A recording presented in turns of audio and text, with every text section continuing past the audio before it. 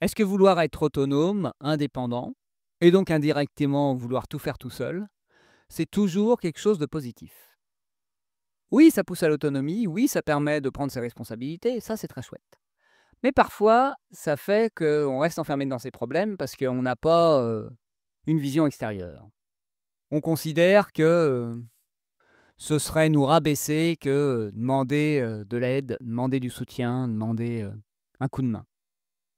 Et ça fait que parfois on se noie dans une flaque d'eau, alors que on aurait pu facilement, sortir de là et plus rapidement si on avait juste osé, dire: «Eh oh! Est-ce que quelqu'un peut me donner un conseil ou un coup de main?» C'est ce qui m'est arrivé, ces derniers jours, comme je le partageais sur un dernier épisode.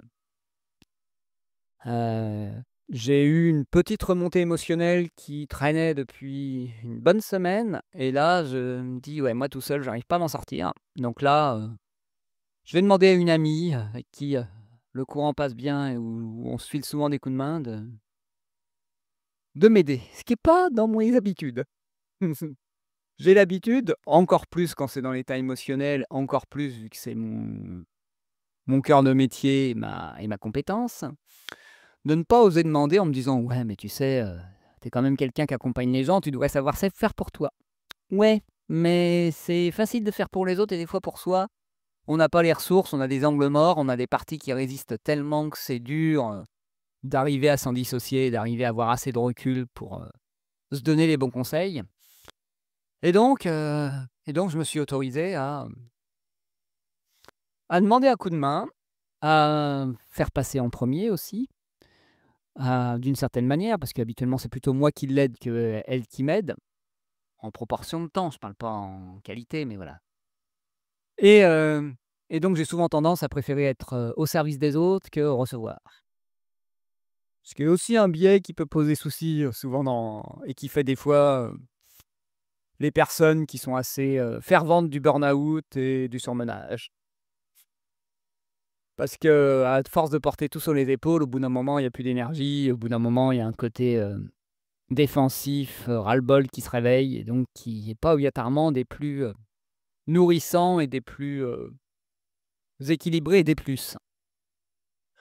Tout ça pour dire que, parfois se dire: «Là, j'en peux plus, là, j'y arrive plus, là, j'ai besoin d'aide», c'est aussi rendre service aux autres. C'est aussi permettre, aux personnes qui partagent notre vie de se sentir utiles, de se sentir concernés par nos problèmes, de se sentir capable de nous soutenir aussi. Ça moi, je vois à quel point quand quelqu'un, me me partage ce qui lui pèse, comme quoi ça d'une certaine manière, ça me valorise. Voilà, on va être clair parce qu'il y a un côté, elle me fait assez confiance pour me parler de ça et me partager ça et pour croire que je suis capable de l'écouter et de la recevoir dans ce qu'elle vit. Donc c'est toujours très, ouais, très valorisant, très ça montre, heu, ça montre un lien. Et c'est ça souvent aussi qu'on oublie quand on veut tout faire tout seul, c'est qu'on empêche l'autre de briller d'une certaine manière. En voulant tout faire tout seul, on empêche l'autre de montrer ses qualités, de nous apporter ses qualités et même nous apprendre des choses. Parce que, là, il y a des choses avec mon ami, que oui, j'aurais pu faire tout seul, mais pas de la même manière et là, ça m'a ouvert des portes que là, je vais pouvoir rouvrir, mais grâce à elle. Et certes, il y a des bouquins qui peuvent aider, il y a, d'autres choses qui peuvent aider, mais demander de l'aide, c'est accepter que ça va plus vite aussi.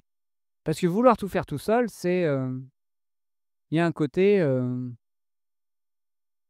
je dirais un petit côté, je suis déjà, une volonté de se montrer qu'on est déjà accompli, qu'on a déjà tout réussi, en gros qu'on est déjà arrivé à la fin du jeu. En gros, je sais tout faire, je suis autonome. Non, pas du tout. On est toujours en apprentissage, on a toujours des choses à apprendre des autres, on a toujours des choses à améliorer, il y a toujours quelqu'un qui sait mieux que nous sur un certain domaine. Ou qui peut nous aider ou qui a plus que nous, parce que c'est pas obligatoirement uniquement dans les compétences, ça peut être aussi dans l'argent, dans le temps, dans voilà, dans plein de choses, dans le côté émotionnel, psychologique, voilà. L'autre peut nous apporter plein de choses. Là, je parlais surtout du partage de connaissances, mais pas que. Et donc, accepter par moment de dire: «Oui, j'aime bien être autonome, j'aime bien être indépendant, mais là, est-ce que c'est pas contre-productif? Est-ce que je suis pas en train de m'enfermer dans cette case du, autonome indépendant et d'une certaine manière de m'étouffer, de m'empêcher, de reprendre de l'air, de reprendre un élan grâce à l'aide de l'autre? J'avais vu un reel sur Instagram où il y avait quelqu'un qui était, je crois qu'il était en vélo et qui à un moment, il y a quelqu'un qui était en scooter qui le récupère et qui le tire, un truc du genre et heu et donc ça a mis de l'élan à la personne qui était en vélo. Elle était toujours aussi autonome après, mais au moins elle a eu un élan. Ça l'a aidé à se lancer. Ça l'a aidé à recréer une dynamique et c'est un peu ça que peut permettre aussi, le fait de demander de l'aide. C'est pas que la personne vous accompagne sur toute la durée du chemin, parce que c'est aussi ça des fois, on a peur d'être, d'être dépendant de l'autre, comment dire? D'être un poids pour l'autre. Mais non, ça va permettre de lancer un élan. C'est par exemple sur, comme la personne qui vous apprend à pêcher. Ah oui, pendant un moment, vous allez dépendre d'elle, mais après vous serez autonome et c'est ça, un peu la clé.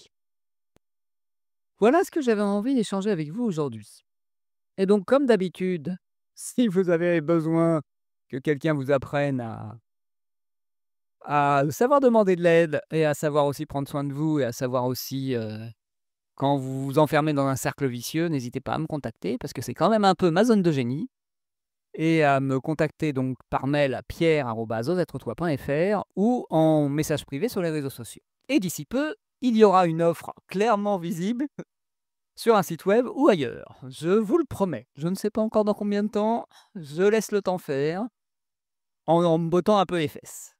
Et comme d'habitude, n'hésitez pas à partager, commenter, noter ce podcast, pour le faire connaître et aider d'autres personnes à oser être elles-mêmes. Et bien sur ce, je vous souhaite une magnifique matinée, soirée, journée et je vous dis à bientôt et à demain 7 heures pour un nouvel épisode.